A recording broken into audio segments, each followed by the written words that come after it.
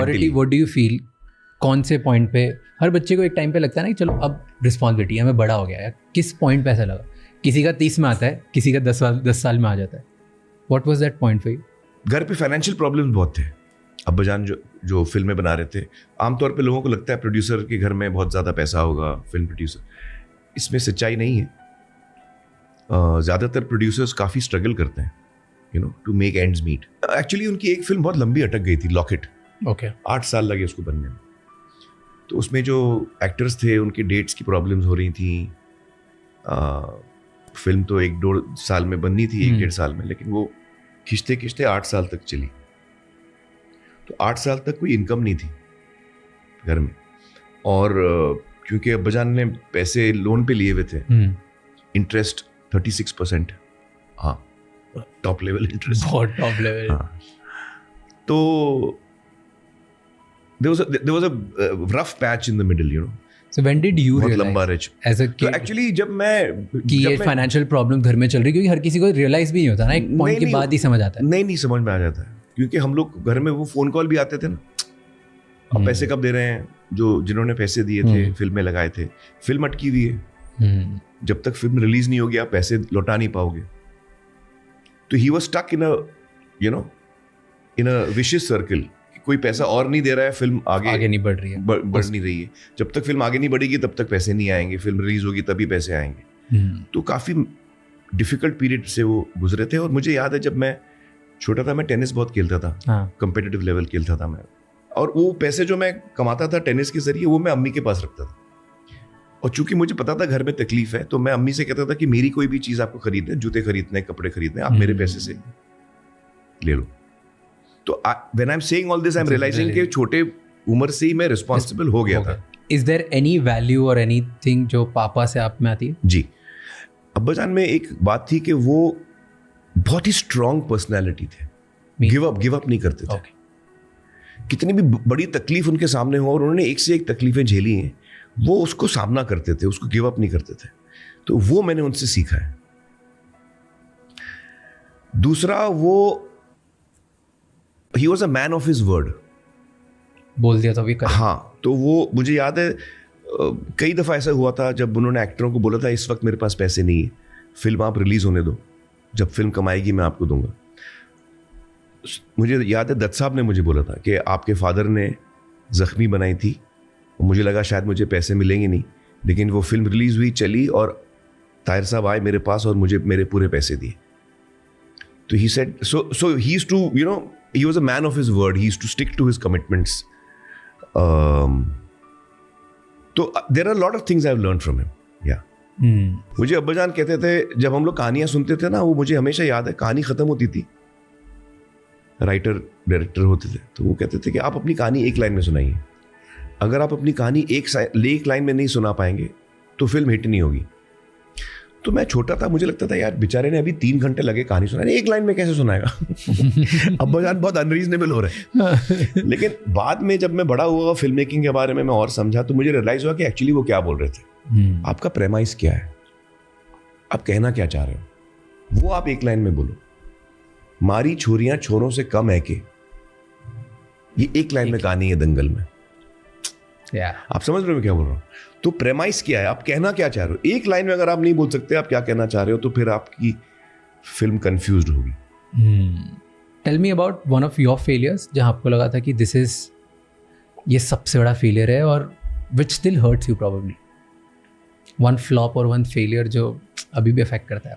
ज्यादातर जो मेरी फिल्में नहीं चली हैं वो मुझे भी पसंद नहीं आई थी.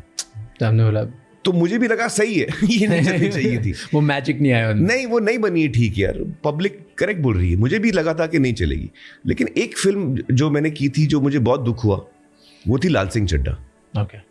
लाल सिंह चड्ढा मुझे लगा था कि हमने अच्छी खासी फिल्म बनाई है, तो मेरे इमोशंस फिल्म के साथ थे, और मुझे लगा था कि हाँ हमने अच्छी खासी फिल्म बनाई है, लेकिन पब्लिक को वो पसंद नहीं आई. तो वो बहुत बड़ा इमोशनल हिट था मेरे लिए. और इतने टाइम तक मेरे पास कोई नाकामयाब फिल्म नहीं थी ना, तो एक के बाद एक 2 फिल्में मेरी नाकामयाब आई. एक तो ठग्स ऑफ हिंदुस्तान, लेकिन उसमें मैं सरप्राइज नहीं था, क्योंकि मुझे भी ठग्स पसंद नहीं थे। अभी देखिए आज मैं खुल के बोल सकता हूँ, मैं आदि और विक्टर से बहुत मैंने कोशिश की उनको, खैर वो सब उसमें नहीं जाते।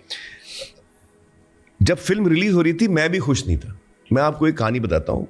किरण जो मेरी एक्स वाइफ है, उनको पता है कि यार मैं जब मेरी रिलीज आती है 2 महीने तक मुझे नींद नहीं आती। लाइक जैसे आजकल अभी मुझे नींद नहीं आ रही रात को, मैं सो नहीं पाता हूँ, माइंड ओवर टाइम वर्क होता है।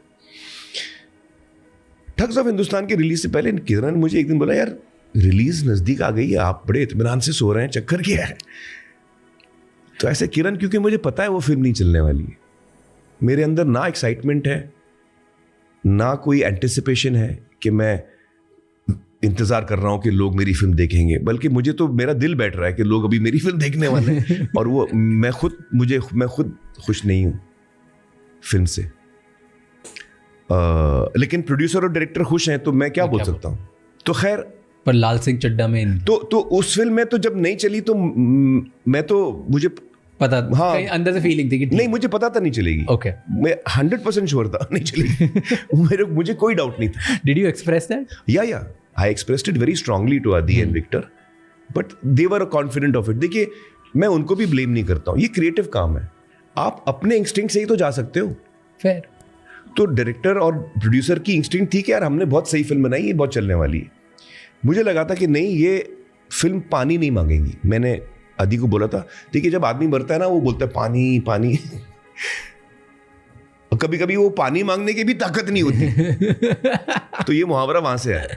okay. तो मैंने कहा था ये फिल्म पानी भी नहीं मांगेगी। तो खैर वही हुआ। लाइफलाइन नहीं हुई। तो हाँ, तो इसलिए मुझे इतना बड़ा डिसअपॉइंटमेंट उस टाइम पे नहीं होता। डिसअपॉइंटमेंट और जो मेरा दिल टूटा था वो लाल सिंह चड्ढा के टाइम पे, क्योंकि मुझे वो कहानी बहुत पसंद आई थी। शायद वो रीमेक थी और फॉरेस्ट गंप बहुत लोग देख चुके थे, तो शायद इसलिए नहीं चली, या लोगों को कनेक्ट नहीं हुई। आई थिंक मेरा काम ठीक नहीं था। आई थिंक मैंने परफॉर्मेंस को बहुत ज़्यादा हाई पिच किया था, तो वो कनेक्ट नहीं हुआ कैरेक्टर लोगों के साथ। तो वो फिल्म में हम लोग गलत गए, मेरे हिसाब से हम लोग गलत गए उस फिल्म में। लेकिन मेरा इमोशन उस फिल्म के साथ बहुत गहरा था, तो इसलिए उसका हिट बहुत ज़्यादा हुआ, मुझे बहुत ज़्यादा हुआ। और काफ़ी टाइम तक मुझे लगा कि यार शायद पता नहीं। अच्छा, उस दौरान एक और चीज़ बहुत इंटरेस्टिंग हो रही थी। कोविड का टाइम था, और कोविड के टाइम पे लाल सिंह चड्ढा आदि बन चुकी थी। एग्जैक्टली हमने हाफ वे में थे, आदि बन गई थी और आदि बननी थी, कोविड आ गया तो हम लोग रुक गए, सब काम रुक गया। तो खैर जब काम रुक गया तो मुझे सोचने का मौका बहुत मिला। अपने करियर की शुरुआत से 18 साल की उम्र में जब मैं असिस्टेंट बना था, तब से लेके कोविड तक मैं उस पागलपन और उस नशे में और उस सिनेमा के रोमांस में इतना खोया हुआ था कि मैंने कभी रुक के अपनी जिंदगी को पीछे मुड़ के देखा नहीं कि भाई क्या हो रहा है मेरी जिंदगी में, क्योंकि सिनेमा का वो नशा बहुत ज्यादा होता है, और खैर मेरे लिए तो बहुत ही ज्यादा है।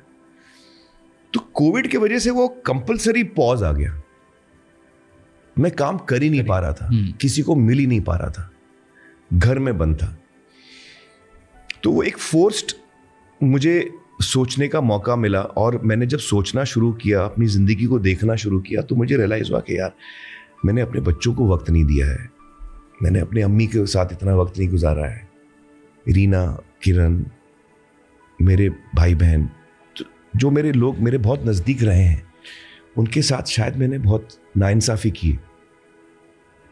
और जब ये थॉट आया तो ये थॉट बहुत जल्दी बढ़ने लगा, और मैं बहुत ज़्यादा अपने आप को ब्लेम करने लगा, बहुत ज़्यादा गिल्ट में चला गया मैं, और मुझे बहुत बुरा लगा कि यार ये मुझसे बहुत बड़ी गलती हुई, अंधा हो गया था मैं शायद। अच्छा, जब मैं ये कहता हूँ तो लोगों को लगता है मैं पता नहीं कितना कठोर बाप रहा हूँ, ऐसा भी नहीं है। कंपेयर टू बाकी फादर तो मैं फिर भी बेटर था, फ्रैंकली मैं आपको बोलूँ तो, क्योंकि मैं फिर भी बच्चों के साथ मेरा बहुत अच्छा कनेक्शन है, लेकिन मेरा ध्यान नहीं रहता था, मेरा ध्यान कहीं और था। तो वो एक बहुत बड़ी रियलाइजेशन मुझे हुई थी, और उसके बाद वो चीज़ लाल सिंह आदि बन चुकी थी। तो मैंने उस वक्त डिसाइड किया था कि मैं अभी फिल्में छोड़ दूंगा। मुझे फिल्मों आज के बाद मैं एक भी फिल्म नहीं करूंगा। इतना गुस्सा आया था मुझे अपने आप पे और सिनेमा पे, जिसने मुझे अपनी फैमिली से दूर रखा। ये बहुत इलॉजिकल चीज है, मैं आपको इमोशनल रिएक्शन बता रहा हूँ। उस वक्त मैं इतने गिल्ट में था और इतना मेरा ब्रेकडाउन हो गया था, एक्चुअली लिटरली मेरा ब्रेकडाउन हो गया था। तो मैं बहुत बुरे हाल में था और मैंने फैमिली को बुलाया और कहा कि यार मैं बहुत शर्मिंदा हूँ कि मुझसे ऐसा हुआ है और मैं इसको करेक्ट करने वाला हूँ। आज के बाद मैं कोई फिल्म नहीं करूँगा। लाल सिंह आदि बनी हुई है, इसको कंप्लीट करके अपन रिलीज करेंगे, That's it. फिर मुझे फैमिली के साथ रहना है। तो फैमिली भी शॉक हो गई सुन के कि ये क्या बोल रहा है आदमी। तो उनको तो लगा कि ये बोल रहा है, ये सिनेमा के बारे में इतना पागल है, कभी लाइफ में नहीं छोड़ पाएगा, चांस ही नहीं है। बच्चों का भी वही रिस्पॉन्स था। लेकिन हुआ क्या कि एक्चुअली मैंने छोड़ दिया था और मैंने अद्वैत को बुलाया। जब कोविड ख़त्म हुआ और काम शुरू हुआ तो मैंने अद्वैत को बुलाया। मैंने अद्वैत यार अब मैं पीछे हट रहा हूँ फिल्म से, एक्टर के तौर पे, प्रोड्यूसर के तौर पे जो मेरी जिम्मेदारी है मैं पूरी करूँगा, एक कदम भी पीछे नहीं हटूंगा। मैं टीम प्लेयर हूँ। लेकिन जो मैं ज़्यादा आगे आके मैं हर डिपार्टमेंट में इन्वॉल्व होता था वो मैं नहीं करूँगा। आप लोग बहुत केपेबल हो, अद्वैत आप और सारे डायरेक्टर, सारे HODs बहुत ही केपेबल हैं। मेरी ज़रूरत ही नहीं है। मेरा इंटरेस्ट होता था तो इसलिए मैं इन्वॉल्व होता था। अब ज़रूरत है नहीं, आप लोग सही काम करोगे।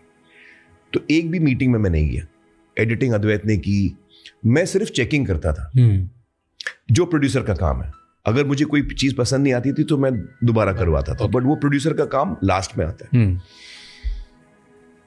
तो मैंने वो ऑलरेडी एक्शन कर दिया था और ऑफिस जाना बंद कर दिया था। जब मैंने स्टार्ट किया, आयरा मेरी जो बेटी हैं, उन्होंने अगत्सु नाम का एक नॉन प्रॉफिट कंपनी खोली है जो मेंटल हेल्थ में काम करती है। तो मैं आयरा के साथ ऑफिस जाने लगा।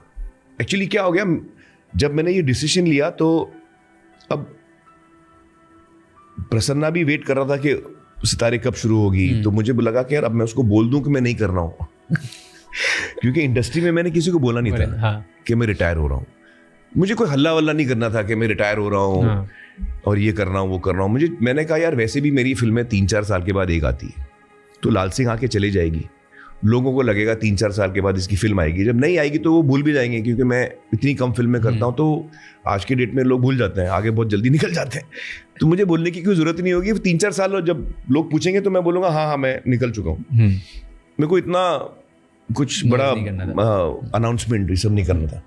तो खैर हुआ ये कि एक दिन मैंने प्रसन्ना को बुलाया चेन्नई से, ये कहने के लिए कि भाई अब आप किसी और एक्टर को देखिए क्योंकि मैं आगे काम नहीं कर रहा हूँ। अब ये पहली, मतलब इंडस्ट्री में पहले इंसान को मैं बोलने वाला था कि भाई मैं फिल्में छोड़ रहा हूँ। तो उससे एक दिन पहले मेरे बच्चों ने मुझे समझाया कि आप क्या करने जा रहे हो। मैं बोला मैं फिल्म, उसको मैं बोलने जा रहा हूँ कि मैं फिल्म नहीं कर रहा हूँ। तो दे सेड आप करने क्या वाले हो। तो ऐसे मैं आप लोग के साथ अभी टाइम स्पेंड करूंगा। तो उसने बोला वो तो 6 महीने से कर रहे हो आप अब क्या हो गया, थोड़ा ज्यादा हो गया, हमारी भी जिंदगी है, हमें थोड़ा स्पेस, हमको भी थोड़ा स्पेस चाहिए। तो मैंने कहा अरे यार ये तो गड़बड़ हो गई। तो उन्होंने कहा, तो actually they were being very practical. और आयरा ने व्हाइट बोर्ड बनाया, उसने बोला कि आप अगत्सु में पूरी तरह इन्वॉल्व हो, हम अगत्सु में ये 12 चीजें प्लान कर रहे हैं आगे के लिए, इसमें से आप कौन सी चीजें करने वाले हो। तो मैं बोला ये 3 चीजें, इसमें आपका कितना वक्त जाएगा। मैं बोला 15%। तो बाकी 85% आप क्या करोगे। ऐसे तुम लोग के साथ रहूंगा। ऐसे नहीं बोला अभी ज्यादा हो गया। और जुनैद ने बोला कि यार आप पेंडुलम की तरह, घड़ी का पेंडुलम होता ना, याद है, आप यहाँ से जाते हो सीधा यहाँ जाते हो, तो यहाँ से यहाँ आपका सेंटर में कुछ है ही नहीं, आप लेफ्ट में रुकते हो राइट में रुकते। Extreme, I am extreme personality. तो आप या तो फिल्म में कर रहे हो तो दिन भर वही कर रहे हो, और नहीं कर रहे हो तो बिल्कुल नहीं कर रहे हो। तो ये आप एक्सट्रीम, नीचर के पापा आप हमेशा एक्सट्रीम्स में रहे हो। थोड़ा बहुत बैलेंस में आने की कोशिश करो। आप भी 8 घंटा काम कर सकते हो, उसके बाद 6 बजे घर आ जाओ, हमारे साथ रहो। तो उन्होंने एक्चुअली मुझे समझाया कि आपको फिल्में नहीं छोड़नी चाहिए। How do you lower this voice in your head कि जब फ्लॉप हो गई, हाँ, और उसके बाद यार मैं थोड़ा बेटर कर सकता था, या अच्छी चीज़ें चल सकती थी, या मे बी नाउ मेरे में वो चार्म नहीं बचा है, जो वॉइसेस आती है ना डाउट की, तो ये कैसे किल करते हो दिमाग में? इसका कोई तरीका नहीं है किल करने का। देखिए, जब मैं बड़ा रियलिस्टिक आदमी हूँ, वो मेरी एक स्ट्रेंथ है कि मैं अपने आप को बेवकूफ़ नहीं बनाता हूँ। जब मैं अपना काम देखता हूँ तो मुझे समझ में आता है कि ये कमज़ोर है, यहाँ पे मैंने गलती की है, ये मैंने गलत जजमेंट लिया। तो वो बहुत ज़रूरी होता है सेल्फ एनालिसिस के लिए। तो मुझे लगता है वो मेरा बहुत शार्प है, और वो अच्छी बात है। मैं बड़ा इमोशनल आदमी हूँ, तो जब कोई चीज़ मैं खोता हूँ, चाहे वो इंसान हो या मेरा काम हो, फिल्म जिस पे हमें इतनी उम्मीद थी वो बिल्कुल कनेक्ट नहीं हुई, तो बहुत ज़्यादा दुख होता है मुझे, और मैं उस शोक को पूरी तरह मनाता हूँ। मैं उसको रोकता नहीं हूँ, मैं उस डिप्रेशन में रहता हूँ और मैं उस बात को छुपाता नहीं हूँ, और फिर मैं उसमें से बाहर निकलता हूँ, और फिर जो मैंने गलतियां की हैं फिर उनको मैं बड़ा टेक्निकली देखता हूँ, समझने के लिए, एनालाइज करके कि ये कहाँ गलत गया था मैं। इस दफ़ा मुझे दोबारा वही गलती दोबारा नहीं करनी। गलती करो लेकिन नई वाली करना वो गलती दोबारा नहीं करनी। हाँ, तो I take it very positively after a point. पहले तो मैं धक्का खाता हूँ और मैं एकदम कोलैप्स हो जाता हूँ, shatter, but then you analytically pick, then I एक एक करके मैं फिर दोबारा खड़ा होता हूँ कि हाँ ये गलत हुआ, ये गलत हुआ, अभी आप आगे अपने को ये करना है। And I really try and learn from my mistakes, because actually आप सबसे ज़्यादा अपनी गलतियों से सीखते हो। और मेरी इतने सालों से कोई फ्लॉप नहीं आई थी ना, कोई नाकामयाब फिल्म नहीं आई थी। फर्स्ट टाइम लाल सिंह में ऑडियंस कुछ और सोच रही थी, मैं कुछ और सोच रहा था, तो मुझे वो झटका लगा। तो उसको मैंने पूरी तरह इस्तेमाल किया टू अंडरस्टैंड कि मैं कहाँ कहाँ गलत गया हूँ परफॉर्मेंस में, हर तरीके से। और मेरा सेंस ऑफ ह्यूमर ठीक ठाक है। जावेद साहब एक बात कह चुके हैं, जावेद साहब, जो मैं बहुत मानता हूँ। उन्होंने कहा, देखिए सेंस ऑफ ह्यूमर सिर्फ हंसाने के लिए या मूड अच्छा करने के लिए नहीं होता। Okay, sense of humour actually गाड़ी के अंदर जो सस्पेंशन होता है ना, that is sense of humour. जब आप सड़क पे जा रहे हैं और स्मूथ रोड है तो झटके नहीं पड़ते हैं, तो आपको सेंस ऑफ ह्यूमर की जरूरत भी नहीं पड़ती। हाँ। लेकिन जब आपकी जिंदगी की सड़क में बहुत खड्डे हैं और आपकी गाड़ी बड़े मतलब खड्डों में जाके आपको बड़े झटके लग रहे हैं, जो जिंदगी आपको झटके देती है, उस वक्त अगर आपका सेंस ऑफ ह्यूमर तकड़ा है ना, तो वो आपको हेल्प होती है, वो झटकों को थोड़ा अब्जॉर्ब हो जाता है। आप उसी का मजाक उड़ाते हो, आप अपने खुद का मजाक उड़ाते हो, आप सिचुएशन का मजाक उड़ाते हो। You see it in a lighter way and you see के ठीक है, होता है यार, हमारे साथ भी हुआ है। तो the ability to do that is actually sense of humour. वहां रियल काम में आता है। जावेद साहब का कहना है कि रियल काम सेंस ऑफ ह्यूमर का होता है जब आप जिंदगी के मुश्किल दौर से गुजर रहे हो, और उस मुश्किल दौर में अगर आप अपने आप पे हंस सकते हो तो फिर वो कट जाता है रास्ता, कट जाता है रास्ता। I agree with him.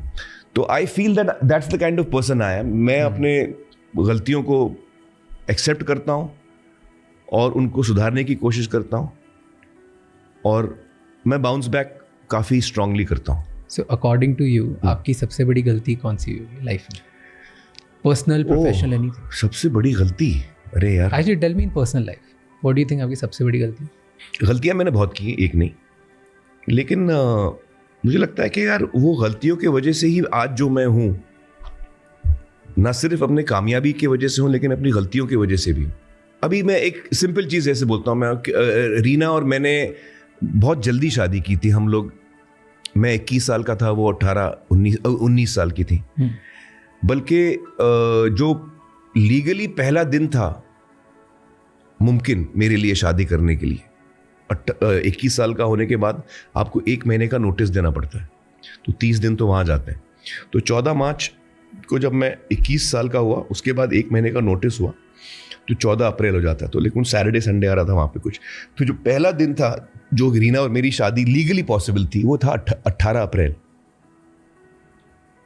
The earliest date that was legally acceptable for us to get married, 18th April, and we got married on 18th April.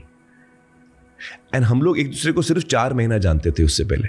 और वो 4 महीनों में भी हमने एक दूसरे के साथ बहुत कम समय बिताया था। हमारे मन में बहुत प्यार था एक दूसरे के लिए, बहुत प्रेम था, तो इसलिए हमने शादी भी की। लेकिन आज जब मैं देखता हूं तो मुझे लगता है कि शायद इतनी जल्दी शादी जैसा ज़रूरी कदम आपको सोच समझ के लेना चाहिए। उस वक्त जवानी के जोश में आप बहुत सारी चीज़ें नहीं समझते हो, लेकिन बाद में आपको एहसास होता है। हालांकि रीना के साथ मेरी ज़िंदगी बहुत अच्छी कटी है, तो आप इसमें से ये मतलब ना निकालिए कि रीना गलती थी, ये मेरा मतलब बिल्कुल नहीं।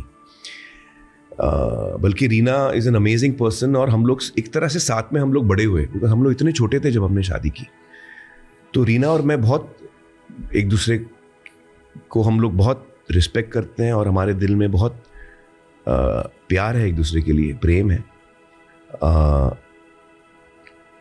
लेकिन वो आई थिंक किसी को भी इतनी जल्दी, इतने यंग एज में, इतनी हड़बड़ाहट में इतना बड़ा कदम शायद नहीं लेना चाहिए। तो आज जब मैं देखता हूँ, एट दैट्स वन एग्जाम्पल कि शायद मैं वो नहीं, लेकिन अगर मैं वो नहीं करता तो आज मैं आपके सामने बैठा नहीं होता।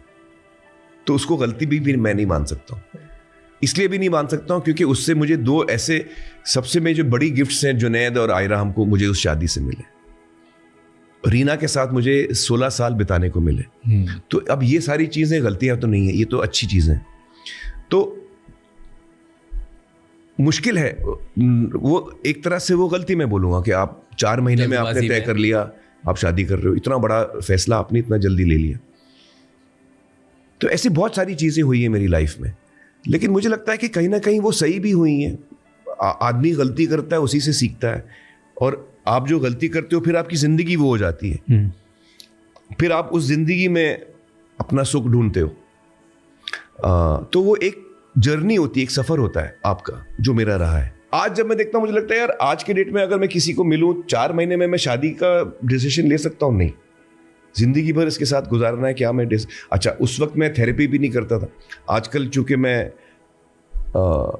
थेरेपी लेता हूँ, तो सेल्फ रिफ्लेक्शन का मुझे मौका मिला है, समझ में आया है, अपने आप को मैं समझ पाया हूँ। रेड फ्लैग्स मुझे बहुत जल्दी दिखते हैं अभी। आप समझ रहे हो मैं क्या बोल? तो वो मेरा तो मतलब मैं सोचता हूँ कि यार काश मैं 18 साल की उम्र में मैंने थेरेपी शुरू की होती, तो I would have understood life in a very different way, you know. I know. You said red flag. हाँ. तो आपको अगर पिन पॉइंट करना है खुद में एक रेड फ्लैग जिसकी वजह से आपकी फर्स्ट मैरिज में you broke up. बाप रे. Put out one trait कि maybe this was a trait I was not able to give. I think the one trait that I would say is that I was too lost in my films. That's the fact. So your red flag is your workaholic, or you was? I was a workaholic. That was, I would say, a red flag. Yes. और क्या red flags होंगे आपके? मैं emotional बहुत था पहले, मतलब अभी भी हूँ, लेकिन जब मैं हर्ट हो जाता हूँ, मतलब पहले मैं ऐसा था, अभी मैं इम्प्रूव हो गया हूँ। पहले ऐसा था जब मुझे दुख होता था, या जब कोई मेरा दिल तोड़ता था या मुझे हर्ट करता था, तो जैसे कि एकदम शटर डाउन हो जाता है ना, वैसे चारों तरफ मेरे शटर आ जाता था, और उसके बाद आप मुझ तक पहुंच ही नहीं पाओगे। स्टील शटर ऐसे धड़ाक करके गिरते थे। तो मुझे याद है कि मैं 3-4 दिन तक बात नहीं करता था, साइलेंट रहता था, और सामने वाला, अच्छी बात नहीं है। जैसे मुझे याद है एक दिन किरण और मेरा हस्बैंड वाइफ में होता है, अभी मुझे याद भी नहीं क्या बात थी, कुछ अनबन हुई थी, और मैं बहुत हर्ट हो गया था किरण से, तो मैंने उनके साथ बात करना बंद कर दिया। अब हम रहे एक ही घर में हैं, एक ही कमरे में सो रहे हैं, एक ही बिस्तर में हम लोग सो रहे हैं, लेकिन मैं उनके बातों का जवाब नहीं दे रहा हूँ, कट टू कट रख रहा हूँ उनके साथ। तो उनको मैं बता रहा हूँ कि मैं खुश नहीं हूँ उनके साथ। 1 दिन हो गया, 2 दिन हो गया, 3 दिन हो गया, 4 दिन हो गया। अब जो आदमी आपके सामने है उसकी भी कैफियत आप सोचिए, उसको भी बहुत हर्ट हो रहा है कि यार ये इस आदमी का मैंने दिल दुखाया है, और अब मैं कोशिश कर रही हूँ उसको वापस जीतने की, वो रिस्पॉन्स ही नहीं कर रहा है, बिल्कुल रिस्पॉन्स नहीं कर रहा है। इतना हार्ड, तो चौथे दिन रात को वो मुझसे बात करने की कोशिश कर रही थी और मैं बिल्कुल जवाब नहीं दे रहा था। तो एक पॉइंट पे वो रोने लगी और उन्होंने कहा मुझे समझ में नहीं आ रहा मैं क्या करूं, आप तो बिल्कुल रिस्पॉन्ड ही नहीं कर रहे हो। अच्छा, इंटरेस्टिंग बात यह है कि उस वक्त मेरे अंदर दो इमोशंस दौड़ रहे होते हैं। एक मेरे गुस्से का इमोशन है कि मैं माफ नहीं करूंगा, ego and deep hurt. Ego is a very right word for that. जिद, कि मैं माफ नहीं करूंगा। अच्छा, उसके साथ साथ एक और इमोशन दौड़ रहा है मेरे अंदर और वो ये है कि मैं देख रहा हूं कि उसको तकलीफ हो रही है और मैं अपने आप को बोल रहा हूं कि कैसा बेवकूफ है तू यार, छोड़ना, बात करना। वो कितना ट्राई कर रही है, 4 दिन हो गए यार, ऐसे कैसे तू इतना कठोर कैसे हो सकता है, बात कर यार, उसको छोड़िए। मैं अपने आप को डांट भी रहा हूं लेकिन मुझसे हो नहीं रहा है। मैं वो कदम नहीं ले पा रहा हूं, मैं बोल नहीं पा रहा हूं कि ठीक है छोड़ो यार।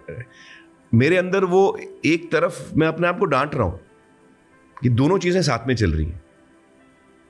तो अब थेरेपी के बाद बहुत सारी चीजें समझ में आई हैं लेकिन तो मैं, ये मेरी एक बहुत बड़ा फ्लॉ, आपने बोला ना कि आपका रेड फ्लैग है, ये बहुत बड़ा मेरा फ्लॉ रेड फ्लैग था कि मैं इतना हर्ट हो जाता था कि मैं फिर सामने वाले को माफ ही नहीं करता था। जूही और मेरा झगड़ा हुआ है 7 साल चला, मैंने 7 साल तक जूही के साथ बात नहीं की जबकि हम साथ में काम कर रहे थे, 7 years। और छोटी सी बात पे मैं अपसेट हुआ था उससे और 7 साल तक मैंने उससे बात नहीं। और उसने काफी कोशिश की थी जूही ने, मैं टच से मस नहीं होता था।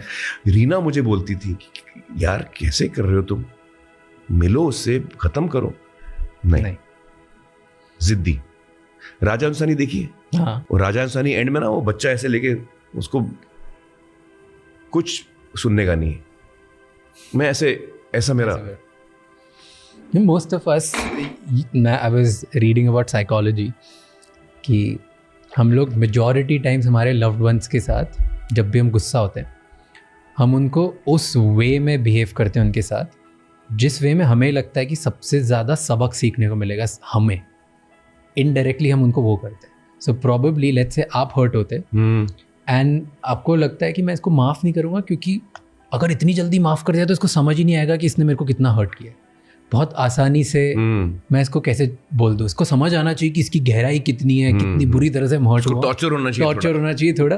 एंड इसी की वजह से, और एक बार आप एक दिन ये कर देते हो, then internally the brain keeps telling you that यही सही है, और फिर तभी फाइट होना स्टार्ट होती है कि एक साइड है आपका प्यार, वहां आपको लगता है कि यार ये तुम्हें माफ क्या है, ठीक है, it's okay, we have to live forever, but the other side is subconsciously you are like इससे सबक सीखने को मिलेगा, बट सबक उनको नहीं, खुद को ही मिल रहा है कि यार हम अटके जा रहे हैं, एंड सबकॉन्शियसली करते हैं। सही है, बिल्कुल सही। कोई बात नहीं करता है, कोई चिल्ला चोट करता है, कोई छोड़ के चले जाता है, किसी का आप कोई एक्स्ट्रा बात करता है। आप पहले पूछ रहे थे कि आपको गुस्सा आता है, तो मुझे गुस्सा आता है, मैं चुप हो जाता हूँ, आइसोलेट कर, हाँ, मैं अपने आप को हटा देता हूँ, वो मेरा नेचर है, मैं चुप हो जाता हूँ, silent.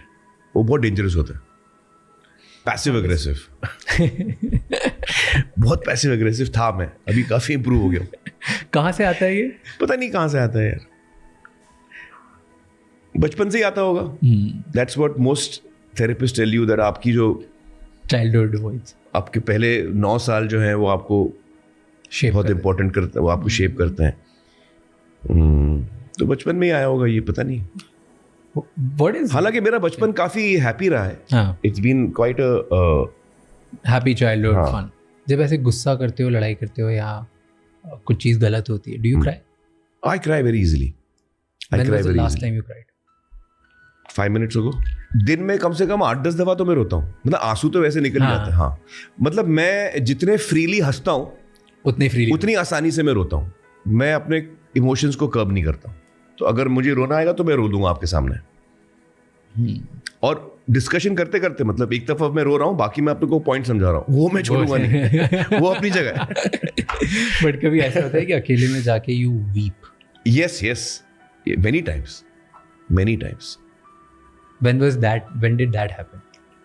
Weeks ago, months ago, years ago? जो एक मेरा मेजर, अगर आप बोलें कि रोने का ब्रेक डाउन हुआ है, उस बात को काफी टाइम हो गया था। पिछले 2 साल में ऐसा तो नहीं हुआ है। हैपेंड पर्सनल रीजन की वजह से professional?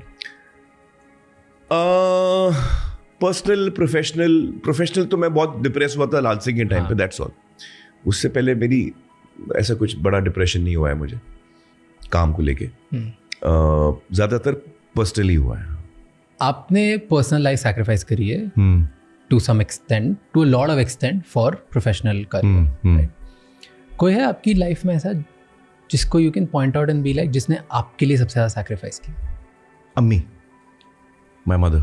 Why would you say that?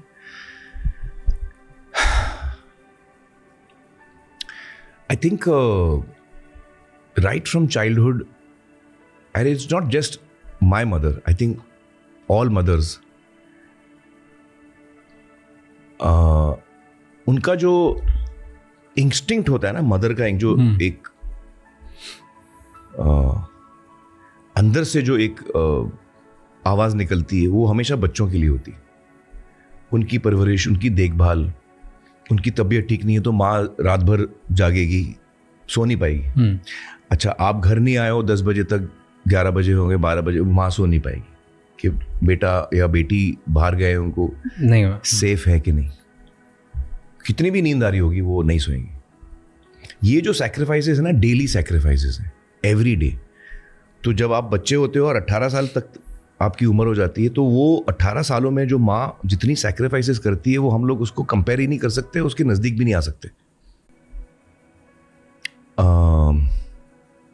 तो आई थिंक अम्मी is the one who has sacrificed a lot, not just for me but for all the 4 of us.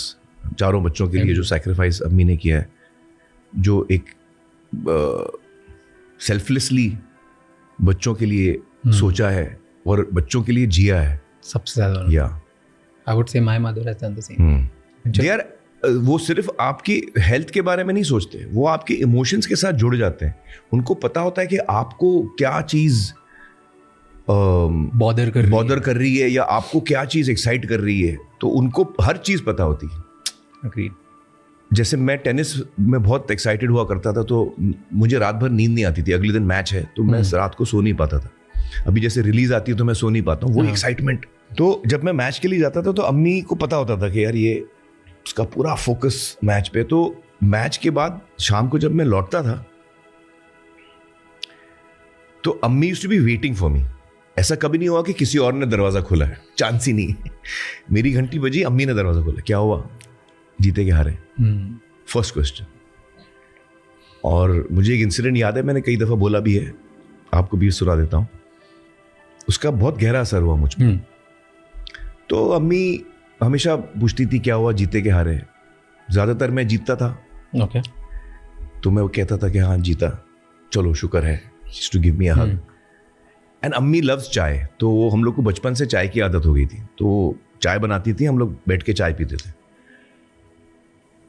एक दिन क्या हुआ, ऐसे ही मैं घर आया, अम्मी ने पूछा क्या हुआ, जीते के हारे. मैंने कहा हाँ जीते. अरे चलो शुक्र है. चाय पी रहे थे हम लोग हॉल में बैठ के, और अम्मी ने कहा suddenly out of the blue, सोचते सोचते, कि जिस लड़के के साथ आज तुमने खेला वो भी अभी घर पहुंचा होगा, और उसकी अम्मी ने उससे पूछा होगा कि तुम जीते के हारे, उसने बोला होगा मैं हारा. तो इस वक्त उसकी अम्मी को बुरा लग रहा होगा. ये अम्मी ने कहा. मैं सुन के इतना शॉक हो गया. एक तो मुझे लगा कि वो लड़का जो हारा है मुझसे, वो अभी घर गया होगा, उसकी अम्मी ने पूछा, उसकी अम्मी को बुरा लग रहा होगा. सडनली मैं सोच रहा था कि मैंने जीत के कोई गलती तो नहीं की. सडनली मुझे भी बुरे लगने लगा, यार उसकी माँ को बुरा लग रहा होगा अभी. फिर मैंने अम्मी को देखा, मैं सोचा अम्मी को ये थॉट कहाँ से आया. उसने लड़के का नाम भी पता नहीं अम्मी को, ना उसका चेहरा देखा है. तो अम्मी में ये क्वालिटी है कि वो दूसरे आदमी का दर्द बहुत जल्दी समझ लेती हैं और पकड़ लेती है. केयरिंग, हर इंसान में अलग अलग इंटेलिजेंसेस होते हैं. जो इंटेलिजेंस ऑफ केयरिंग होती है वो अम्मी में बहुत ज़्यादा है. तो वो ये उनका मन ऑटोमेटिकली वहाँ गया कि यार वो मेरे जैसे एक माँ है जिसको इस वक्त बुरा लग रहा होगा, वो उस माँ के लिए उनको बुरा लग रहा है, जिसको देखा भी नहीं उन्होंने, जिसका नाम भी नहीं पता है. तो उसका बहुत गहरा असर मुझ पे हुआ वो इंसिडेंट का. वो इंसिडेंट मैं शायद 11 साल का था, भूल नहीं पाता. मैं भूल नहीं पाया. And that has stayed with me and that was a big lesson she taught me. I don't think वो मुझे लेसन सिखा भी रही थी, वो एक्चुअली अपना थॉट शेयर कर रही थी. Yeah. और वो शॉर्ट थॉट शेयर करते करते मुझे रियलाइज हुआ कि ये बहुत बड़ी चीज़ बोल दी अम्मी ने एक्चुअली. तो वो मुझे उस दिन से सीख मिली कि यार किसी का दिल नहीं दुखाना चाहिए और हर आदमी के बारे में आपको सोचना चाहिए. हमको अक्सर लगता है कि हम सही हैं, नहीं मुझे ये बोलना चाहिए, लेकिन क्या है दूसरे आदमी का भी सोचो. हर आदमी की हर आदमी के अपने इमोशन होते हैं. आपको जो करना है आप करो, दिल मत दुखाओ किसी का. ये बहुत बड़ी सीख अम्मी ने मुझे दी थी. कभी आपने दुखाया दिल अननोइंगली? नहीं, दुखाया तो है. कोई इंसान ऐसा है नहीं जो कह सकता है कि मैंने किसी का दिल आज तक नहीं दुखाया. Knowingly unknowingly? कभी कभी नोइंगली, कभी कभी अननोइंगली. हाँ, सच तो ये है. Knowingly for because you are obsessed with different reasons. कभी कभी आप कुछ चीज़ें आपको करनी है जो आपको भी पता है आपको नहीं करनी चाहिए, लेकिन उस वक्त आप कर देते हो, फिर बाद में आपको एहसास होता है कि वो नहीं करना चाहिए था. अम्मी कहती थी कि इंसान जो है गलतियों का पुतला है. अम्मी के मुहावरे मुझे आज तक याद है. नादान दोस्त से अक्लमंद दुश्मन बेहतर होता है. You know, she used to say all these one-liners. They have stayed with me. एक चुप हजार बातों से बेहतर होता है. Sometimes silence actually says a lot. तो या मेरी आप मॉम की बात कर रहे थे तो मेरी मम्मी की मुझे एक चीज़ आती है, मुझे समझ नहीं आता. आई थिंक वो हर किसी मॉम के साथ होता ही होगा. मैं इधर रहता हूँ मुंबई में, मैं इंदौर आज तक सरप्राइज देके जा ही नहीं पाया हूँ. ओह. मैं जब सरप्राइज देने की कोशिश करता हूँ, मेरी ऐसा एक टाइम नहीं आया कि मेरी मम्मी दरवाजे पे नहीं खड़ी. उन्हें एक इंस्टिंक्ट आया था कि मैं आने वाला हूँ. I don't know how she comes to know. And मैं हर बार सोचता था कि इस दफा सरप्राइज करूँ, कुछ तो इस बार सरप्राइज करूँगा. और मेरी मम्मी सो जाती रात को 10 बजे. एक बार मैं 11:30-12 बजे गया रात को. अब तो वो सरप्राइज कि मुझे ऐसा लग रहा था कि तू आने वाला है. जैसी एक बार सुबह 7 बजे मैं घर जा रहा हूँ और मेरी मॉम उठ जाती 7:30-8 बजे. पर फिर हमारे घर में थोड़ा सा लेट स्टार्ट होता है, 9 बजे सब स्टार्ट होता है घर में. 7:30 बजे मेरी मम्मी दिया लेके खड़ी थी. मुझे लगा था कि घर में पूजा कर रही थी वो 7:30. बोलती आज मैं जल्दी कर रही थी और मुझे लगा कि ना तू आएगा. I don't know how this happens. Beautiful that she is able to do something like this. You did movies. You do a lot of movies on parenting. हाँ. As it has turned out. Yeah, it has turned out. सोचा नहीं था मैंने, लेकिन हाँ हो गया. And 2 movies में स्पेसिफिक बात करता हूँ. एक दंगल और एक 3 Idiots. दोनों की पेरेंटिंग स्टाइल और तारे ज़मीं पर में भी पेरेंटिंग ही है. हाँ. मैं 2 की बात करूँ, दोनों की ठीक है, ऑपोजिट है. बहुत ऑपोजिट है. एक है 3 Idiots. हाँ, एक में काफी अथॉरिटेरियन टाइप की स्टाइल है कि जो दंगल है कि मैं डिसाइड करूंगा, मैं डिसिप्लिन रखूंगा, मैं हार्ड रहूंगा, एकदम बच्चों को डिसिप्लिन ट्रेन बनाऊं.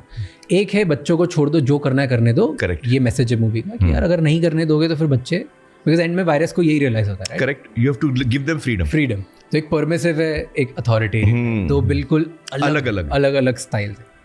कौन सा is better according to you? देखिए, अक्सर ऐसा होता है कि हम फिल्मों में जब काम करते हैं ना, तो जो मेरा थॉट है पर्सनली वो कैरेक्टर का थॉट नहीं है. ओके. तो मेरी थिंकिंग ये है कि हमको बच्चों को आज़ादी देनी चाहिए. हर बच्चे का अपना कैरेक्टर होता है, उसकी अपनी खूबी होती है. और हम अक्सर बच्चों को शैतानी करने से रोकते हैं. नहीं, बच्चों को शैतान होना चाहिए, वो उनका पीरियड है शैतानी करने का. तो बच्चे में थोड़ा रिबेलियन होना चाहिए, उसको अपने आप को डिस्कवर करना चाहिए. वो अपनी खुद गलतियां करके सीखेगा. हर चीज़ हम उसको टोकते रहेंगे तो फिर वो रोबोट जैसा हो जाएगा. तो मुझे लगता है कि बच्चों को हमें कंट्रोल नहीं करना चाहिए, उनको सही सीख देनी चाहिए यकीनन. और जब बच्चे बहुत छोटे होते हैं तो कभी कभी उनको सही और गलत की समझ नहीं होती है, तो वहाँ पे आप हैं एज अ पेरेंट. लेकिन बाय एंड लार्ज उनको छूट देनी चाहिए कि वो अपने पैशन को फॉलो कर रहे हैं, अपने पैशन को समझें. हर चीज़ डिसिप्लिन ना हो. वरना बच्चा जो है वो स्टाइफल हो जाता है, उसको उसकी ग्रोथ आप रोक देते हैं। तो मुझे ये लगता है। तो मैं 3 इडियट्स की फिलॉसफी में मानता हूँ पर्सनली, दंगल वाली में नहीं। लेकिन दंगल वाली में मेरे पास चॉइस नहीं था, वो हम एक रियल कहानी बना रहे थे। महावीर फोगाट जो उसने जो उसका रिश्ता रहा है महावीर जी का गीता और बगीता के साथ, वही हमें दिखाना था। हम कुछ, मैं अपनी थियरी थोड़ी डाल सकता हूँ, मैं महावीर का किरदार प्ले कर रहा हूँ, तो I have to be Mahavir. और उसमें भी हम दिखाते हैं कि उसका जो ड्रीम था वो उसके पीछे यकीनन वो अपनी ड्रीम फुलफिल करना चाह रहा है अपने बच्चों के जरिए, जो सही नहीं होता, वो खत्म जो सही नहीं होता है। यकीनन ये बात मैं मानता हूं, लेकिन वो वही हुआ था, तो हमको वही दिखाना था। एक दूसरा ये कि वो उस लेवल के जब आप चैंपियंस क्रिएट करते हो ना, जैसे सिलीना विलियम्स और उसकी बहन क्या नाम है उसका, विलियम्स, वीनस विलियम्स, उनके फादर ने उनको बचपन से ट्रेन किया था कि तुम टेनिस स्टार बनोगे। उसने पागलपन उसका बचपन से था। अब उससे क्या होता है कि जब आप बच्चे पे इतना जोर डालते हो और इतना प्रेशर डालते हो इतने छोटे एज में, तो 2 चीजें हो सकती हैं। या तो बच्चा क्रैक हो जाएगा, क्रम्बल हो जाएगा, वो टूट जाएगा, या वो लोहे की तरह फौलादी हो जाएगा। मतलब जितना आप प्रेशर डाल रहे हो वो ले रहा है प्रेशर और स्ट्रांग हो रहा है। दोनों में से एक चीज होती है। तो चैंपियन फाइनली ऐसे ही बनते हैं, जैसे कि विलियम्स सिस्टर बने या गीता और बबीता बने। और वो बच्चे जो शुरू में परेशान होते थे कि यार बाप बहुत ज्यादा जुल्म कर रहा है, बापू सेहत के लिए तू तो हानिकारक है, लेकिन फिर एक पॉइंट पे उनको भी रियलाइज होता है कि यार इसके पागलपन ने हमको भी एक्चुअली पूरी एक जिंदगी दी है, पूरा हमको हेल्प किया है। और उस वक्त तो अलग ही वक्त भी था, लड़कियों को वैसे भी बहुत सारी चीजें अलाउड नहीं थी। तो वो महावीर जी का पागलपन था कि उन्होंने कहा कि यार मैं लड़कियों को कुश्ती में डालूंगा, वो लड़कों के साथ लड़ेंगे। इतना अनोखा एक विजन होना पागलपन ही है एक तरह से। तो हाँ, तो मुझे लगता है कि चैंपियन वैसे बनते कभी कभी, हर दफा नहीं, ऐसी बात नहीं है। चैंपियंस अपने आप भी आते हैं। मैं युवराज सिंह का चीज देख रहा था, उसमें योगराज जी भी ऐसे ही थे। हाँ, very hard and tough. Yes, उन्होंने भी युवराज बहुत प्रेशर डाल के बढ़ा के। Do you think sports star बनाना हो बच्चों को तो ऐसा करना? नहीं, ऐसा नहीं। एक्चुअली मुझे नहीं लगता ऐसे करना चाहिए। जो हमने दंगल में दिखाया वो मेरा नेचर नहीं है। ओके, बिल्कुल नहीं है। मुझे लगता है कि बच्चे को अगर किसी स्पोर्ट में आपको इनकरेज करना है तो उसकी जो एक्साइटमेंट है उसको आप और बढ़ावा दो, लेकिन अपनी थिंकिंग उस पर मत थोपो। मैं ये बात मैं नहीं मानता हूँ, लेकिन दंगल में वही कहानी थी, हमको वही करना था, तो मुझे वो बात सच्चाई से निभानी थी। अक्सर हम कैरेक्टर में जो किरदार हम निभा रहे हैं, कभी कभी वो आपकी थिंकिंग और किरदार की थिंकिंग अलग होती है किसी एक पॉइंट को लेके, लेकिन आपको किरदार की थिंकिंग फॉलो करनी है एज एन एक्टर।